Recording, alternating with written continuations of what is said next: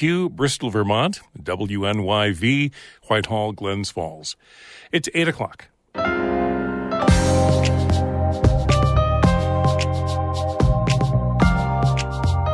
Good morning. This is Northern Light for Wednesday, November 29th. I'm Monica Sandreski. I'm Todd Moe. A new law allows Governor Hochul to negotiate with Mohawks in Akwesasne to resolve the 40-year-old Mohawk land claim in St. Lawrence and Franklin counties. I will say, yes, there is work to be done, but I can also state unequivocally that this is a big step forward. Also, labor advocates are urging Governor Hochul to sign a bill to outlaw non-compete contracts. Plus, Samaritan Medical Center in Watertown has a new pilot program to bring nurses to the emergency department. Down in the emergency room, you get a little bit of everything. So you just have to be ready to handle whatever comes at you. It takes a special person to adjust to a fast setting and critical thinking. Also, we'll preview a musical reading of The Wrong Box. The farce-like novel was written by Robert Louis Stevenson at his cottage in the Adirondacks, and Sam Balzac has written an original musical adaptation. All of that and more is coming up on Northern Light. Stick with us.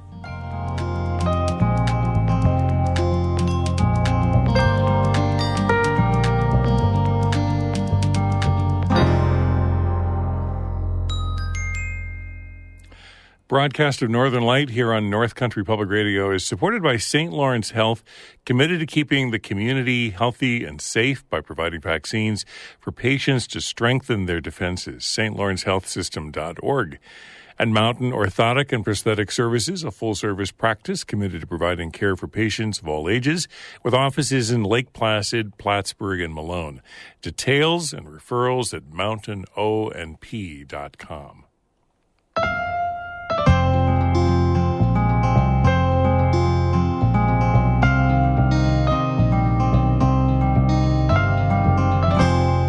This is Northern Light. I'm Monica Sandreski. And I'm Todd Moe. The 40-year-old Mohawk land claim in Franklin and St. Lawrence counties has taken another small step towards resolution. Governor Kathy Hochul signed a law giving her authority to negotiate with the Mohawks in Akwesasne to reach a final settlement. David Summerstein reports. About a year and a half ago, the Akwesasne Mohawks won a huge legal victory. A federal judge ruled New York State had taken thousands of acres of Mohawk land in St. Lawrence and Franklin counties illegally in the 1800s. But the judge didn't propose a resolution, leaving the Mohawks, the towns and counties, and New York State to figure it out for themselves. That's been the work since then. It hasn't been easy to this point, and there's still sticking points on that. Assemblyman Billy Jones has been involved in land claim talks since he was a Franklin County legislator more than a decade ago. The new law New York's legislature passed and Governor Kathy Hochul signed allows Hochul to negotiate a final settlement with the Akwesasne Mohawks. Those talks will involve incredibly complicated issues in the land claim areas, which include parts of Messina and Fort Covington and an area known as the Hogansburg Triangle in Franklin County. Everything from tax-exempt status to snow plowing and infrastructure to the new size of the Mohawk Reservation. Jones says it won't be easy. I will say, yes, there is work to be done, but I can also state unequivocally that this is a big step forward. The new law is based on a framework announced last June. The state will pay Franklin County and the local towns $15 million and an additional $2 million a year in perpetuity to compensate for lost tax revenue when land becomes sovereign Mohawk territory. The state agreed to a compensation deal with St. Lawrence County in 2014. Mohawk chiefs weren't available to comment for this story Tuesday, but in a press release last June, the St. Regis Mohawk tribe said, quote, "There are very few issues left to be resolved, and the council has every confidence that the parties will reach agreement. Any deal between New York State and the Mohawks will have to be approved by the U.S. Congress." David Summerstein, North Country Public Radio. New York's Cannabis Control Board voted this week to settle lawsuits that have been blocked by new recreational marijuana dispensaries from opening. The two suits challenged state rules that allowed people with past drug convictions to open the first dispensaries. They resulted in a court order that's blocked the state from processing or issuing new licenses since August. A judge still needs to approve the settlement. The Cannabis Control Board says that would allow more than 400 provisional retail licensees to move forward with their stores. Authorities are looking for a Rochester Institute of Technology student who may be in the Adirondacks. 22-year-old Matthew Grant was last seen at 10 p.m. Monday, November 20th. He was wearing a green jacket and blue jeans. Grant drives a charcoal gray 2014 Jeep Cherokee with a Michigan license plate. It was last tracked through the Thruway exit in Syracuse. According to the Adirondack Daily Enterprise, Grant's internet history shows he was looking at maps of the Adirondacks and Appalachian Trail the night he was last seen. In a Facebook post, family members thanked those who looked for Grant yesterday, including DEC forest rangers.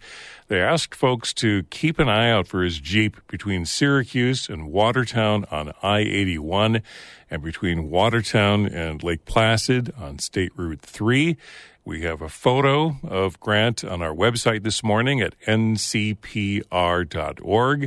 And anyone with information is asked to call 911 or the Monroe County Sheriff's Office at 585-753-4178. Legislators and labor advocates in New York want Governor Kathy Hochul to sign a bill that would outlaw non-compete contracts. They say they're concerned about a big business lobbying effort to halt the measure. They also say that the governor's staff won't meet with them. Karen DeWitt has more. Non-compete agreements prohibit an employee of a company from working for a competitor or opening their own competing business for a certain length of time after the worker leaves the job. Senator Sean Ryan, the sponsor of a bill that would end non-compete clauses, says the agreements used to be limited to highly paid upper echelon executives at large organizations. But he says now many people, from car rental shop workers to doctors, are required to sign them as terms of their employment. The truth is that 1 in 5 Americans are subjected to non-compete agreements. Here in New York State, over 40% of the employers use non-compete agreements. Ryan was joined by supporters, including members of SAG-AFTRA, which recently successfully ended a 118-day strike against the film and television industry, the New York State Academy of Family Physicians, and members of the state's AFL-CIO. Rebecca Damon with SAG-AFTRA says the non-compete agreements harm the overall economy and artificially suppress wages. A non-compete clause allows workers' employer to force the employee to choose between better work opportunities or stability or consistency in their home life, which makes it unnecessary for the employer to make a fair market-based offer. They say they face fierce opposition, though, from some of the state's largest employers, represented by the New York State Business Council. The group's Public Policy Institute is sponsoring ads on YouTube, warning bluntly of what they see as the dangers of the measure.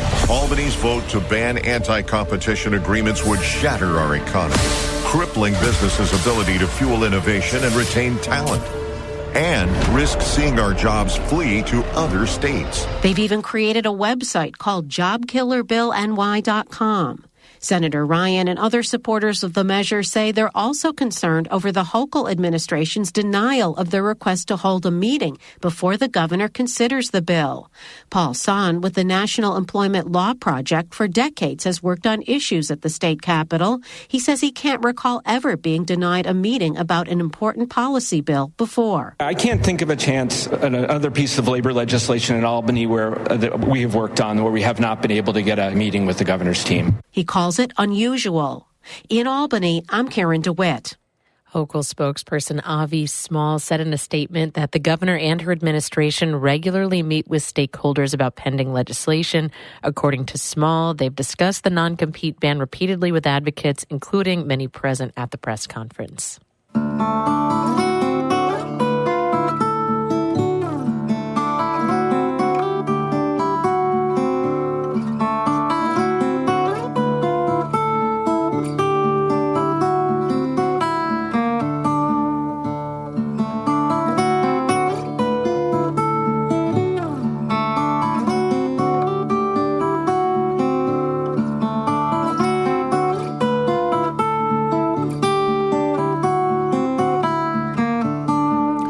You're listening to Northern Light here on North Country Public Radio. It's 8:10. Good morning. I'm Todd Moe. And I'm Monica Sandreski. Just ahead, actor and writer Sam Balzac is working on a musical version of the Robert Louis Stevenson novel, The Wrong Box. A premiere performance in December will give you a chance to offer feedback on the creative process. We'll hear more coming up in just a few minutes here on Northern Light.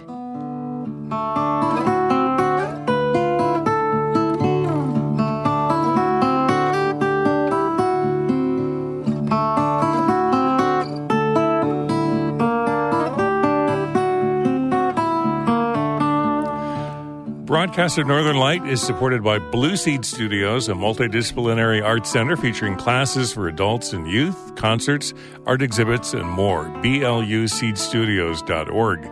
And North Country Children's Museum, Potsdam, with hands-on and minds-on exhibits and programs for children 12 and under and their families. Open Wednesday to Sunday, 10 to 5. NorthCountryChildren'sMuseum.org. This is music by Eddie Lawrence out of Moira.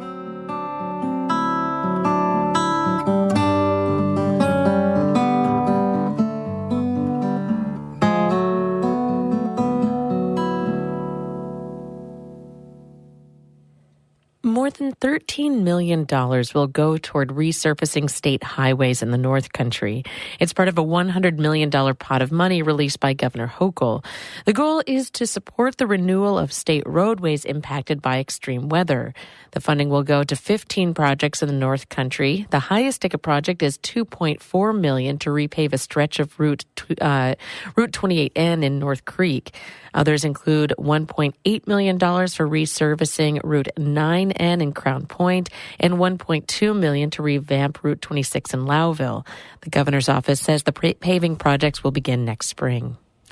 Rural health care is facing a lot of issues right now. Money problems, consolidation, and staff shortages are just a few. But North Country hospitals are looking for solutions. And as part of our ongoing series on healthcare, we're looking at one at Samaritan Medical Center in Watertown. As Amy Fye-Reisel reports, a new pilot program to bring nurses to the emergency department there has proved fruitful. When the coronavirus pandemic hit, Samaritan Medical Center lost a lot of staff. You know, the baby boomers decided to retire. The vaccine mandate hit, and people didn't want to get their vaccine. That's Kim Smith, a critical care nurse of 40 years and the director of critical care at Samaritan. She says hospitals started hiring more traveling nurses, which then led to more staff leaving. People left their stable jobs and, went traveling because the travelers were making an abundance of money. Those losses led to an ongoing worker shortage in hospitals across the nation. In Watertown, that put the squeeze on all departments. But Smith said it's been especially hard in the emergency room, which is a high-stress environment. Down in the emergency room, you get a little bit of everything. So you just have to be ready to handle whatever comes at you. It takes a special person to adjust to a fast setting and critical thinking. But having quality trained ER staff is vital. So is having enough of them. And that's why leadership at Samaritan started looking at ways to recruit new emergency department nurses. They landed on starting a program that exists in lots of other larger hospitals, a one-year program for recent nursing graduates. They plan to pull from Jefferson Community College graduates and spouses moving to Fort Drum. 29-year-old Sarah Wallace was the very first participant. She grew up in Brownville outside Watertown. I was a tech in the ER for 6 years prior to going to nursing school. So I knew that if I left, I was going to want to come back. That was something I was very passionate about. Here's how it worked. Wallace went straight from nursing school into the year-long program, where she spent 6 months rotating through different floors in the hospital, like the ICU and med-surg. So I spent the 6 months up on the floors doing things and meeting some amazing nurses, and then taking those skills that I've gathered and learned from them and utilizing them in the emergency department. Wallace spent the next 6 months in the ER under supervision, and now she's a full-time RN. The idea is to set up nurses for success in the ER and get them there as soon as possible and with knowledge of the hospital's inner workings. This program helps with the communication between the floors and resources. It's just so amazing to know that if there's something I don't know, I know how to figure it out. Right now, they've got 5 more participants in the program, and more are coming. As the first participant, Lawless gave feedback, and they've changed the program accordingly, said Kim Smith, because they need new nurses. We've taken all of her words of wisdom, tweaking it along the way to make it the best program that, we can possibly make to meet these needs that, healthcare is suffering from. The hope is to eventually have 12 nurses in the program per year. Smith says that would make a huge difference to the emergency department and to the level of care that they can provide. Amy Feiereisel, North Country Public Radio. This story is part of our ongoing series on rural health care in the North Country.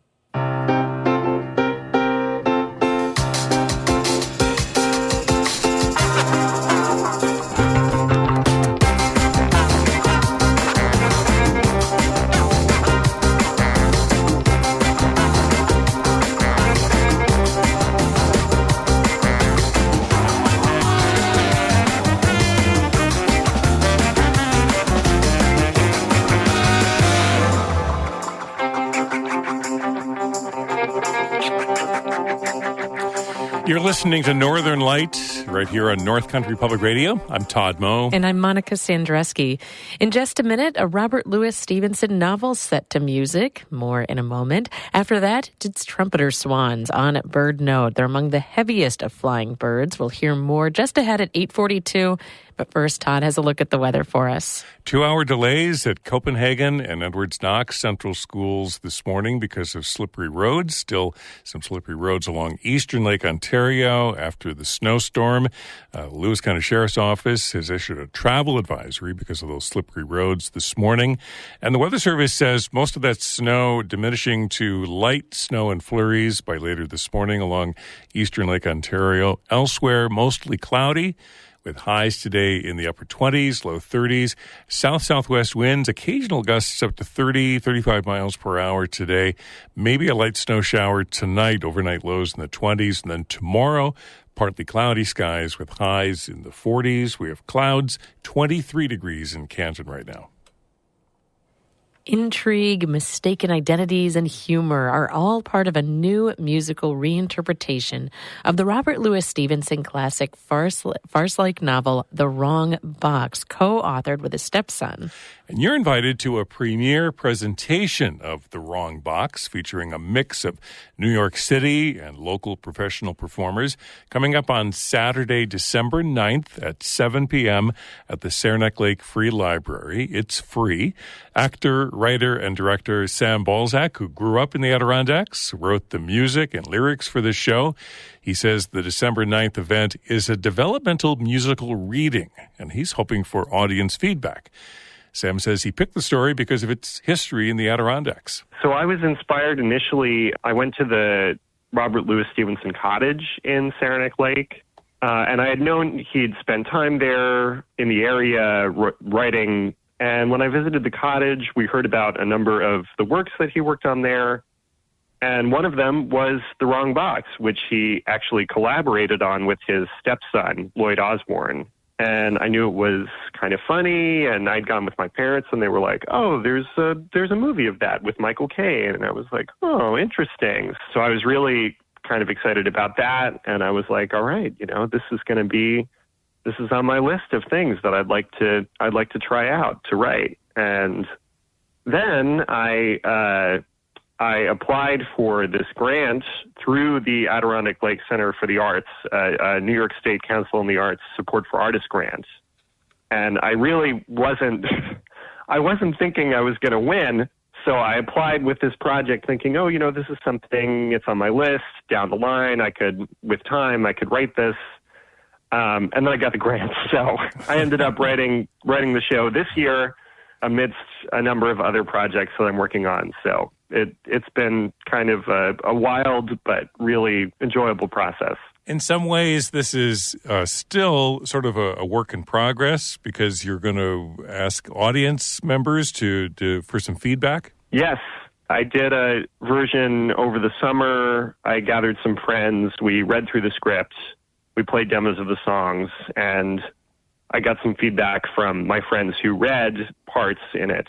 But this is going to be the first showing in front of an audience, And I thought, what a great opportunity. I've done this kind of thing before in New York with writers who come and see and sit and watch a reading and then send feedback after that. And I thought this would be a great opportunity to do that kind of thing up in the North Country and give audiences up there a chance to engage with a new musical and see what they feel is working, what they feel could be improved, and to kind of leave their own stamp on a work in progress.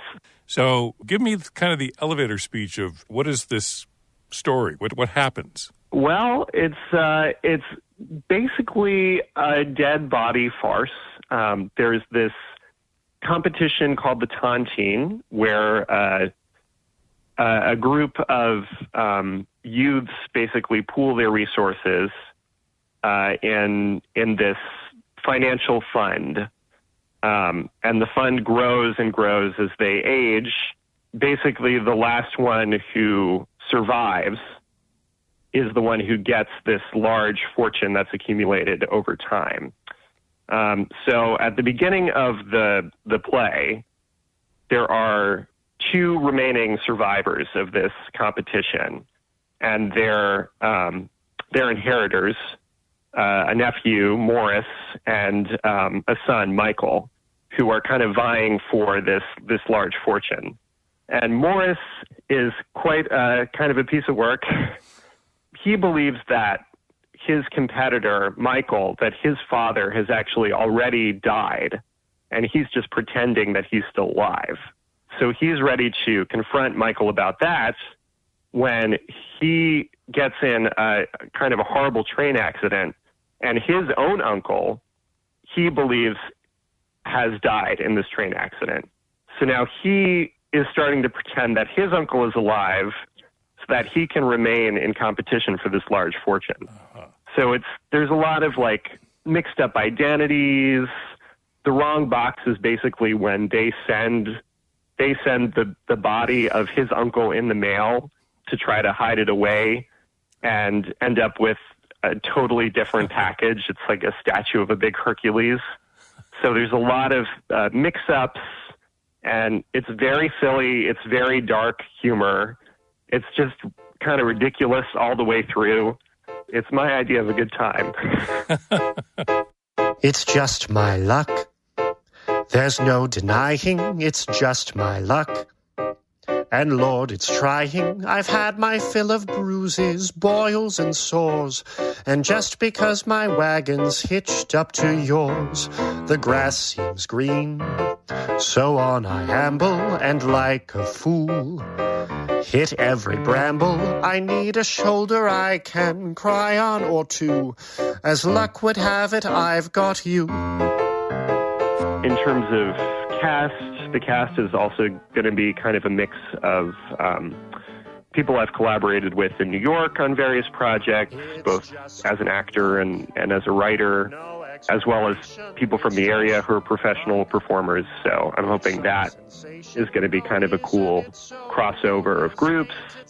Yeah, I'm hoping to build more on this community of artists who live locally and artists who live in New York, which really isn't that far away, to be kind of the artistic capital of the world. So that's just another thing that kind of using this process to help cultivate. I got you. As luck would have it, I've got you.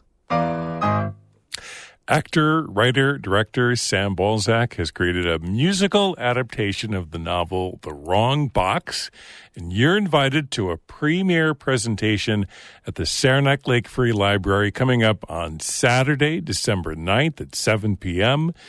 It's free, and he's looking for your creative feedback.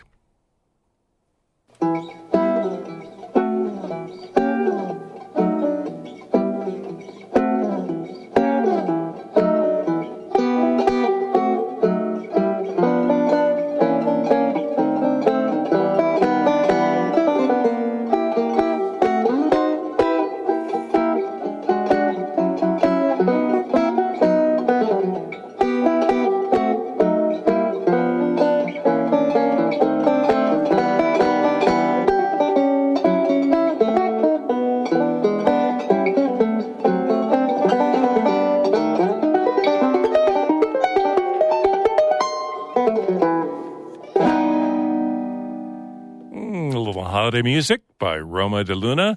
We're heading into the holiday season, and the Depot Theater and the Westport Chamber of Commerce present a staged play reading of Decked by Jenna Hoban at the Westport Heritage House coming up on December 9th, 5 p.m. The reading is produced by Saranac Lake-based Adirondack Stage Rats. It's an all-female serial comic play that explores themes of family, grief, letting go, and moving on. There'll be the playwright will be at the performance to discuss and answer questions. And there's also a second performance of the staged reading of Decked at Pendragon Theater in Saranac Lake on December 10th at 3 p.m. This is also the last weekend for Lewis County's Home for the Holidays Festival, and they've got plenty more in store coming up on Thursday.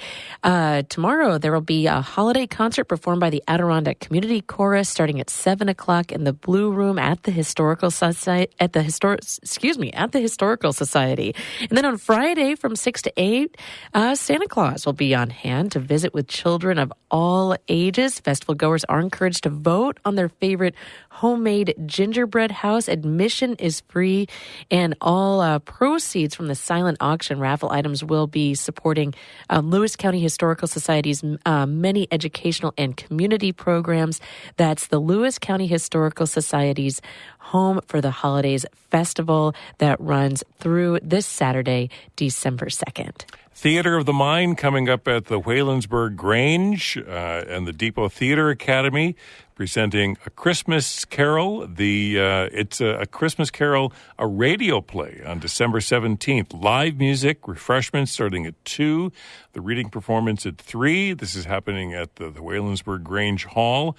Admission to the event is free. It's open to everyone. Donations will be accepted. It's going to be great because it's just a radio play reading will include live sound effects, local artists, and professional actors. That's coming up on December 17th, starting at 2 in the afternoon. And don't forget, the Laurentian Singers, their winter concerts are this weekend, Saturday night, 7 o'clock at Pickens Hall in Huvilton, and Sunday evening, December 3rd, 7 p.m. in Gunnison Memorial Chapel at St. Lawrence. And the holidays are still getting rolling. It's first, yeah, Todd. I love seeing. Yeah, I said we're entering the holiday season. Yes. We're in the holiday season. Yes, it is rolling right along. And because December, start of the month, is coming up, it's First Friday in Saranac Lake, of course, a monthly celebration of cultural diversity, history, food, business, and the arts. And because it's December, they do have a lot of holiday themed things cooking. It's Light Up Saranac at the Volunteer Fire Department in the village of Saranac Lake.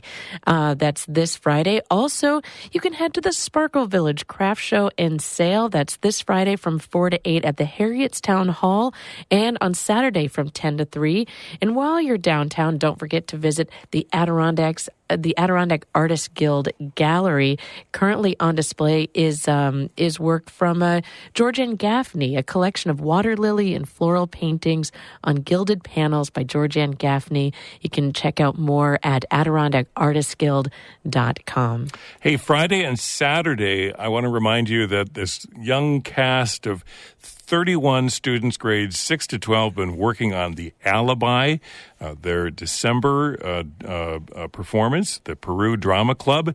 It's one of those whodunits. It's actually 8 short comedies stitched together, what results in The Alibi, 10-minute plays. It's being presented December 1st. That's Friday night, 7:30. December 2nd, 2 p.m. and 7:30 p.m. That's all happening. The Peru Drama Club. You want more information, check the website, perudramaclub.com. Should be a lot of fun. Well, that music cue does mean that it's the end of the show for the day. Morning Edition continues in just a minute. Then stick around after the show for the Marketplace Morning Report coming up between 8:51 and 9 o'clock. If you miss an episode of Northern Light, never fear. You can always listen back to the archive any place you get your podcasts. You can also subscribe to our daily news roundup, Story of the Day, or our storytelling podcast, The Howl from NCPR, or our magazine-style show, Northward. So much to enjoy any place you get your podcasts. I'm Monica Sandreski. I'm Todd Moe. Thank you so much for listening, and be well.